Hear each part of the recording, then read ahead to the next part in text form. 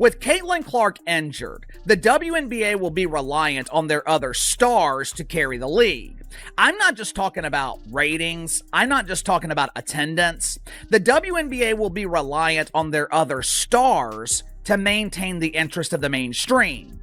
With Angel Reese being the only player with mainstream name recognition, most of the pressure, it is going to be on her to perform. And we have plenty of evidence that proves Angel Reese is not qualified to carry the league. Everyone thinks they know the story of Caitlin Clark's heartbreaking season ending. They'll tell you it was bad luck or just injuries. A sad but unavoidable twist of fate. But what actually happened is so much stranger than what you've been told. The truth starts with a shadow of pure jealousy. A league that turned a blind eye, and a relentless campaign of dangerous physical play that pushed Clark's body and the WNBA's integrity past its breaking point. From a quad strain in May to groin problems, then a devastating bone bruise in August, it was one calculated blow after another. Angel Reese, under pressure. When you think about it, there have been so many classic songs written about the WNBA dump. Obviously, Under Pressure by Queen and David Bowie, which directly applies to what Angel Reese and her colleagues are going through right now. An immense amount of pressure to carry this dump of a league while Caitlin Clark recovers. Well, it all started last year, in her rookie season, where she received 20% of all the flagrant fouls in the league. And most of them came from Angel Reese in the Chicago Sky. And these weren't basketball plays. They were not only fouling her, but they were getting up, laughing about it, laughing about Caitlin Clark getting assaulted. Any other work environment, people go to jail for what's going on. Some players focus on getting buckets, others on building team chemistry.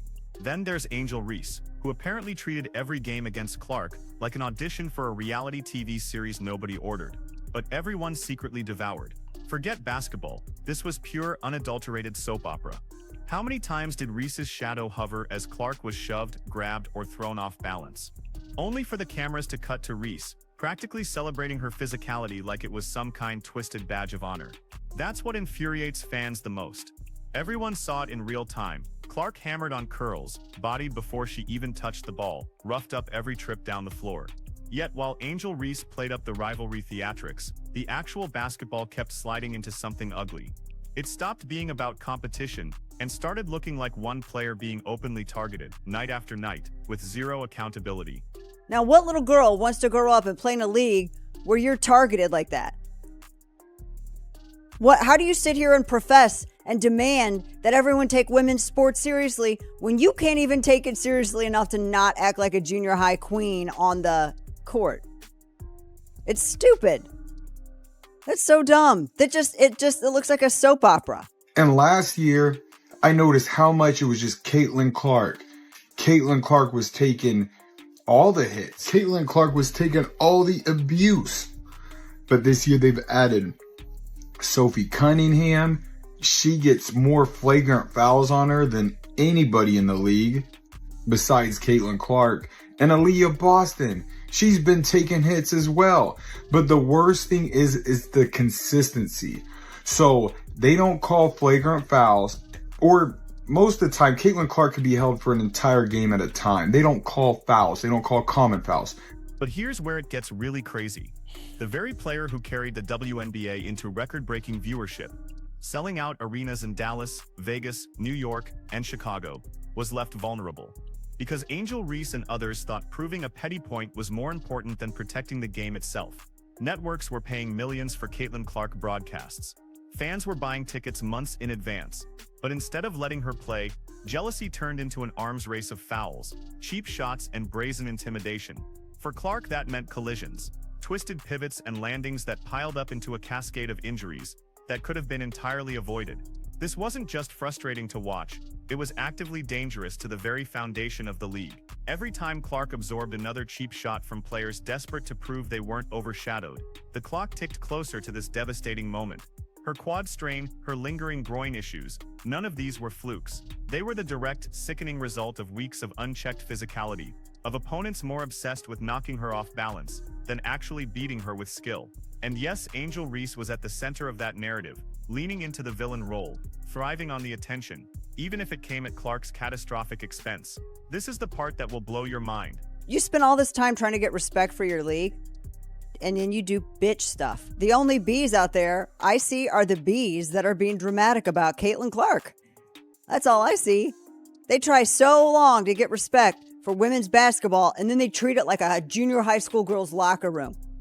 Junior high school girl antics on the court. Instead of playing the game, they got to be drama because they're jealous. Instead of letting their skills speak for themselves, they got to be drama because they're jealous. I mean, it's a gut punch that basically encompasses an entire season of them. The Fever have lost so many players to injury, but obviously none bigger than Clark. And there was such a wait for this second season after her magnificent rookie season. And then, you know, the anticipation of her possibly coming back, only for that not to happen, takes a lot of air out of the room, obviously takes a lot of energy out of the fans, and is a devastating blow for not just the Fever and the WNBA. Everything you think you know is about to change. The WNBA loved parading headlines about record ticket sales, jersey sellouts, and unprecedented sponsorship deals, all thanks to Caitlin Clark. Yet when it came to their biggest star's safety, they let jealousy-driven rivalries turn the season into a circus. The result? The very player they built their entire marketing around has been sidelined for the rest of the year, leaving arenas half empty and TV networks scrambling to adjust. So what happens when your golden goose is forced out of the game because rivals like Reese couldn't control their obsession?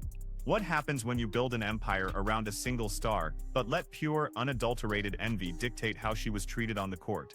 Now we know. The end result is Caitlin Clark limping on the sidelines while the league, and Angel Reese herself, scramble to explain why she can't even fill up her own arena. The targeting, the jealousy, the constant cheap shots, they didn't just influence box scores. They laid the groundwork for Clark's season-ending collapse, ripping the momentum straight out of the league's hands. This is the part that will blow your mind. Clark, a two-time All-Star and the 2024 WNBA Rookie of the Year, has been sidelined suffering a right groin injury during the Fever's 87-77 win over the Connecticut Sun on July 15th. If you guys remember that game, Caitlin Clark put the team on her back in the winding minutes to give the Indiana Fever that lead. Clark also suffered a bone bruise at a later date during her recovery process. Caitlin has worked so hard throughout this time, doing everything possible to recover and return to the court, but ultimately, time is not on our side, said Indiana Fever COO and GM Amber Cox. While we wait, while we will continue working with Caitlin and provide her with every resource we have available, there is not enough time left in our season for her to safely return, and her long-term health and well-being remains our top priority. We are looking forward to having her back at full strength to start the 2026 season. Clark appeared in 13 games during the regular season, averaging 16.5 points, 8.8 assists, and 5 rebounds per game, while helping lead the team to the 2025 WNBA Commissioner's Cup title. What happens next defies all logic. The moment Angel Reese opened her mouth after Caitlin Clark's season-ending announcement, fans realized something wasn't just wrong, it was sickening. Here was a supposed rising star facing the league's biggest player health disaster in years. And instead of showing empathy or respect, she used it as another excuse to elevate herself. Her words didn't sound like support for a fallen competitor.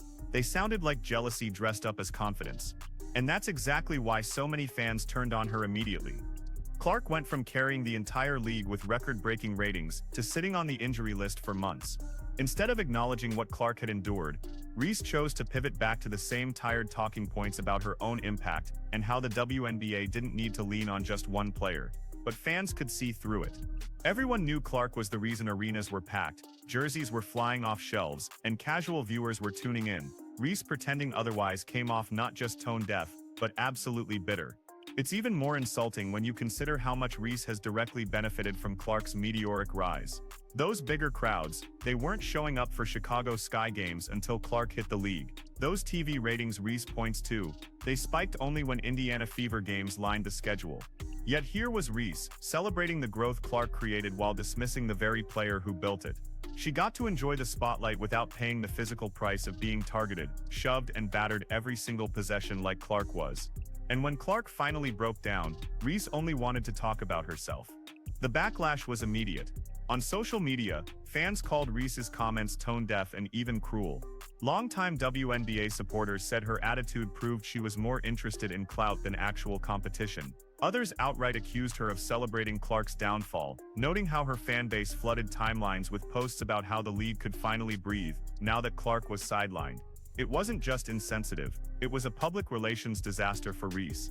Instead of rising to the moment and showing grace, she exposed the venomous envy that has been simmering since day one. And this is what Caitlin wrote.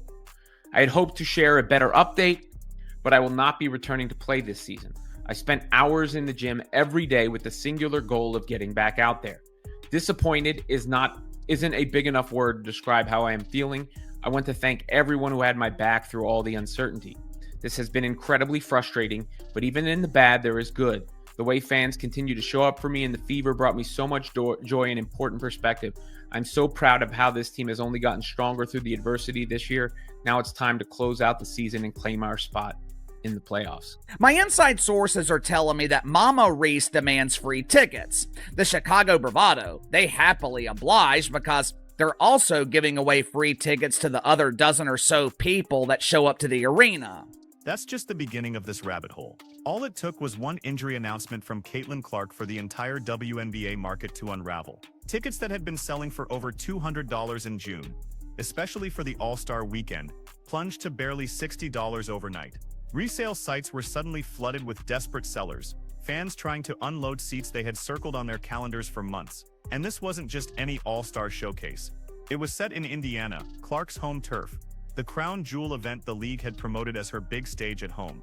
In just hours, the hype that had been carefully built for months collapsed into thin air, leaving behind an event that felt hollow, directionless, and stripped of its main attraction. Teams across the league had rearranged entire schedules to accommodate her star power. Indiana Fever road games were moved from small mid-market arenas into NBA-sized venues, banking on Clark's ability to sell them out instantly, and she did. But once her season ended, those same venues were left scrambling, dealing with refund requests, disgruntled fans, and rows of empty seats. The panic was real. Ticket resales for those premium events cratered within hours, sometimes dropping below the cost of parking. Angel Reese may have loved watching that chaos unfold, but fans saw through her act. It wasn't ambition driving her reaction, it was naked envy.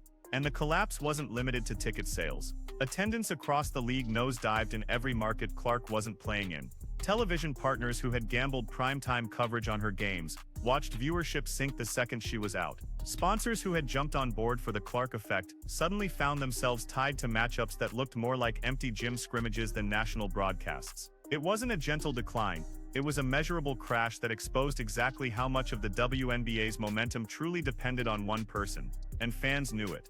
Angel Reese might have enjoyed the spotlight shift for a week or two, but in the long run, the fallout only highlighted how little interest there really was without Caitlin Clark. This is the part that will blow your mind. Angel Reese is now quoted as saying, "I'll look back in 20 years and be like, yeah, the reason why we're watching women's basketball is not just because of one person." She refuses to say Caitlin Clark's name. It's because of me too, and I want you to realize that. Sorry, young lady. Nobody knows who you are. Nobody would be watching the WNBA additionally for you. This is all about Caitlin Clark. Caitlin Clark is bringing the money to the game, the planes to the game, the TV viewership. The WNBA is on fire because of Caitlin Clark. Her rookie year with the Chicago Bravado, the numbers were eerily similar. It was around 88% capacity. Angel Reese averaged around 8,700 a game. Going into 2025, Angel Reese was the only star in the secondary dump unrivaled. For the first time in her career, it was her opportunity to prove that she could draw. It was her opportunity to prove that she did not need Caitlin Clark to draw an audience. What was the end result? Unrivaled averaged 221,000 viewers. For reasons unknown, the mainstream media called this a resounding success. The rest of us called it huge embarrassing failure. But here's where it gets really crazy. The anger built into action. Boycotts weren't just a talking point anymore, they became organized. Playoff games were suddenly the target, with fans vowing to keep arenas half empty as a statement. Social media was flooded with refund screenshots, open letters, and coordinated campaigns aimed at draining playoff attendance altogether. Optimism, once sky-high in May, was now buried under raw frustration and profound distrust. And Angel Reese's part in all of this, the jealousy, the gloating, the dismissal of Clark's impact, only fueled the movement. Fans weren't just upset with the league anymore, they were furious at Reese for embodying the exact envy and pettiness that had led to Clark being targeted so ruthlessly on the floor. Caitlin Clark's season didn't just collapse because of injuries. It collapsed because the league refused to protect her, and in doing so they shattered the trust of the very fans keeping them alive. That's the real damage here. Fans don't want hollow statements. They want accountability, better officiating, and a commissioner willing to stand up for players. Without that, boycotts will gut the playoffs before they even begin. The Fever aren't done. Kelsey Mitchell is competing every night. Aaliyah Boston's leadership is growing. Lexi Hull keeps grinding. And don't forget, Clark will come back stronger in 2026. But the question remains, is the WNBA truly to blame for this catastrophic mess?